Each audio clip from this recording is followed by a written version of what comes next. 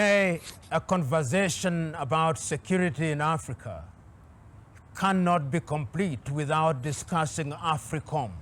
For the sake of historians, we know that AFRICOM in its present form began being active on the first day of October the year 2007. And the declared objective is security. One cannot quarrel with that the United States of America, being the hegemon as it was for a long time post-war, would want to secure her strategic assets and her geopolitical position by being militarily present in different parts of the world. I've always taken the view, which is subject to debate, that having not been a traditional colonizer in that sense, and having been one of the hegemons that emerged after the Second World War, the appetite of the United States of America to be the policeman of the world is one that we must never wish away. It is in this regard that we know that the United States of America is present in different parts of the world, and Africa is no exception.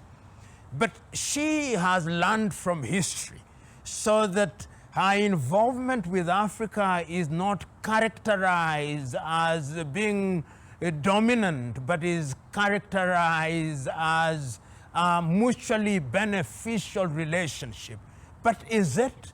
This is the question that we must pose. Is it a relationship of equals? Is it a relationship that is mutually beneficial?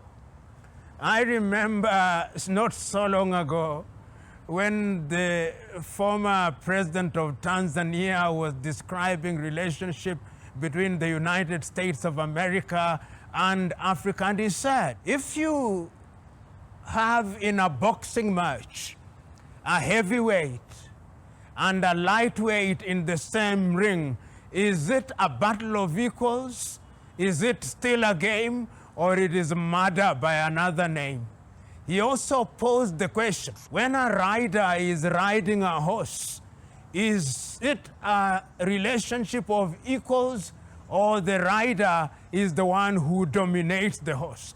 I want to submit that AFRICOM and the relationship between the United States of America and many countries in Africa who operate under AFRICOM is a relationship which is between the horse and the rider being the United States of America, the horse being the many African countries. And let us interrogate what AFRICOM claims it is doing.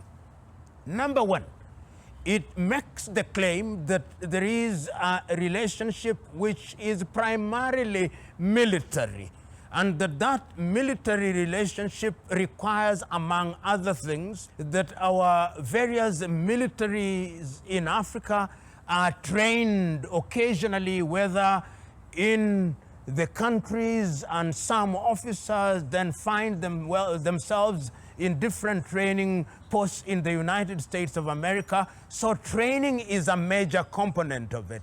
The other argument is security, that there are many insurgents in African countries, and many African countries are incapable of controlling their boundaries and their borders and their countries, and they do not have the military capacity to engage with these insurgents or to control and be in charge of their boundaries. This is both internal and in the maritime region, whether you are talking about maritime boundaries in the Atlantic Ocean or the Indian Ocean. Therefore, they are present in that regard. They also make the claim there is a kind of an exchange of dealing with peace, and therefore you need this kind of interaction. And of course, the fourth one, which we don't talk about as we ought to, is the geostrategic position that Africa finds herself and the military complex in the United States of America. If you look at statistics now, and you look at the statistics in the sense that we are talking about the sale of arms, to whom do you sell arms? African countries with 54 odd armed forces is a major market for the arms that have been discarded in the United States of America, and very few African countries ever buy new aircraft or new tanks. This is also a dumping ground. It is also a dumping ground for military equipment. So the presence of AFRICOM is something that we never quite debate in the public domain. Many African countries say this is a no-go area because this concerns our security and we ought not to debate it.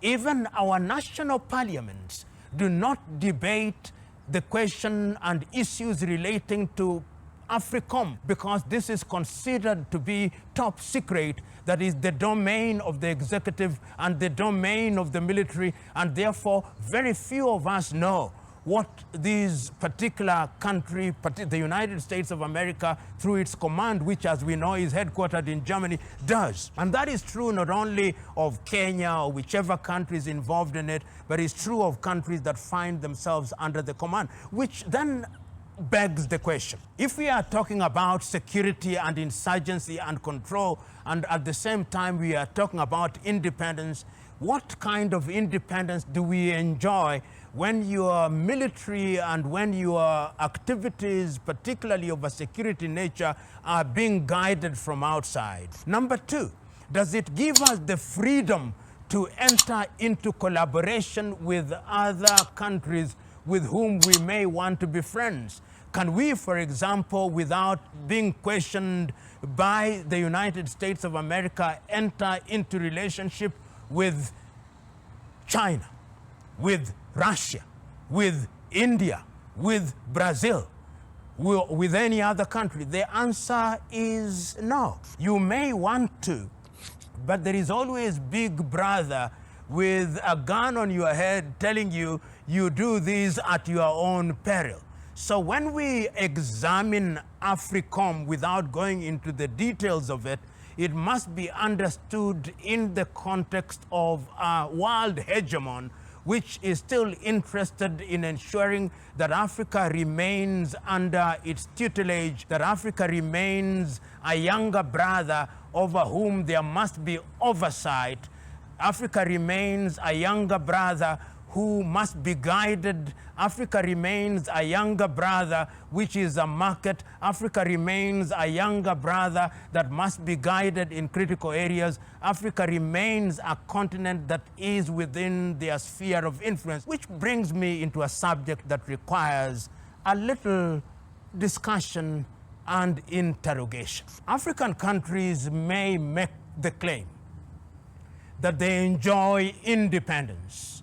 African countries under AFRICOM may make the claim that they are in charge and we have no shortage of money that we give to our military.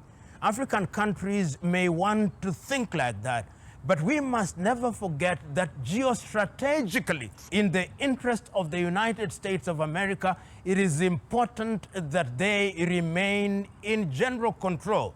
And if you go to many of our African countries, you go to Djibouti, for example, look at some of the major military facilities that are out there. You go to the Western Cape and you see some of the sea-going vessels. You go to the Indian Ocean on the Kenyan part, and we still know that Diego Garcia remains a major outpost for the United States of America, which is controlled largely from Germany under the AFRICOM. You then know that this idea of spheres of control is still something that is very important to a country such as the United States of America. Of course, Egypt's involvement in AFRICOM is one that is always debatable. Sometimes we say they are in, but many times they are not in because the relationship is differently defined. But in a nutshell, we are saying that we as a continent of Africa are still being, in many ways, controlled by a major foreign power, and it is not going to be easy in the short to medium term to liberate ourselves from their clutches, because the reality is that our militaries in their present constitution and in their present worldview are still being controlled from that particular arena, which in itself is something that is very critical to examine in terms of long-term security.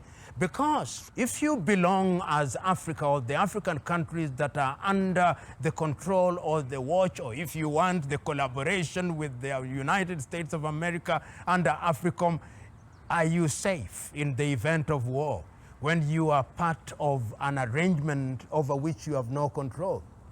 Are you safe? Are you a target for others because you are collaborating? Are you safe from their intelligence?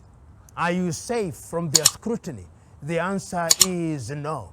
And that is why there are those who are now saying that the time is now to cut the umbilical cord between African countries that are part of the AFRICOM and to reconstitute Africa into an African command which is controlled by Africans, and that if there is any collaboration at all, that collaboration must be between the continent of Africa as uniquely constituted, and if it can't be done with the United States of America, with Russia, with China, and any other country, without other countries being told that you cannot collaborate with Africa because this is our sphere of influence. I look forward to that day, and I look forward to the redefinition of the relationship between African countries in their corporate status and the United States of America, even redefining our training.